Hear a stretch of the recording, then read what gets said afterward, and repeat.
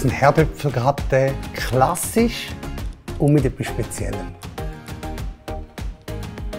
Für Herdöpfelgratin Herdöpfelgratin? braucht man Herdöpfel und Herdöpfelgewürz natürlich. Ein bisschen Butter, Milch, Raclette, Fondue, Gewürz. Okay, Variante. Genau. Und die feine weiße Soße. Vom Städti. Und ich probiere dann nachher.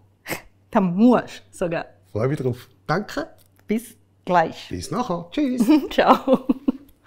Ich habe bei 185 Grad Umluft eingestellt. Herdöpfel geschält. Wir schneiden die jetzt so in dünne Streifen.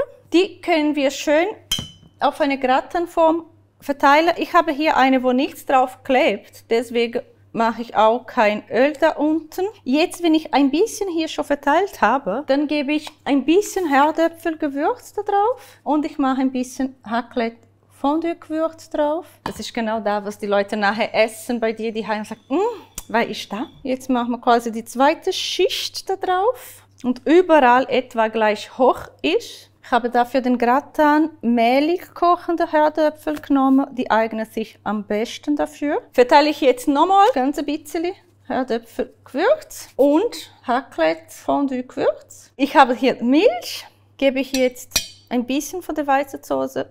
Für die Menge gebe ich da so 3 Teelöffel gut rühren.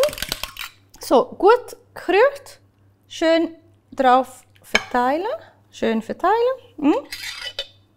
Schau, dass wirklich alle Herdöpfel in diese Guss drin ist. Jetzt, wirklich kurz bevor das in den Ofen kommt, ein bisschen Butter. Probier das schön zu verteilen. Wirklich kommt ein bisschen Butter. Gut verteilt ist es. Und dann kommt in den Ofen. Und so sieht es aus. Ich werde das sofort probieren, aber wir warten auf das Städti und probieren dann zusammen. Probieren wir. Probieren ich bin selber gespannt. Überstudieren. Ja, das sagt Richtig? man halt. Ich Probieren warte wir. nicht mal lang.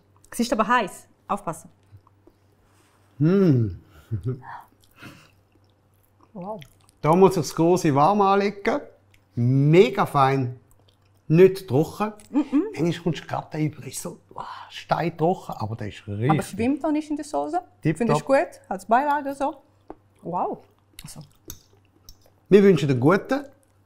Ich bedanke mich wieder einmal mehr. Fantastisch. Liken da unten, teilen, kommentieren und vielleicht mal ein Rezept hineinschreiben, das ihr gerne sehen würdet. Und Ja, Patricia macht das. unbedingt. Ich probiere es.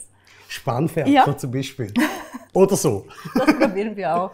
Also, vielen Dank für Zuschauen. Dankeschön. Bis nächstes Mal. Bye bye. Wir essen weiter. Ciao, ciao. Tschüss.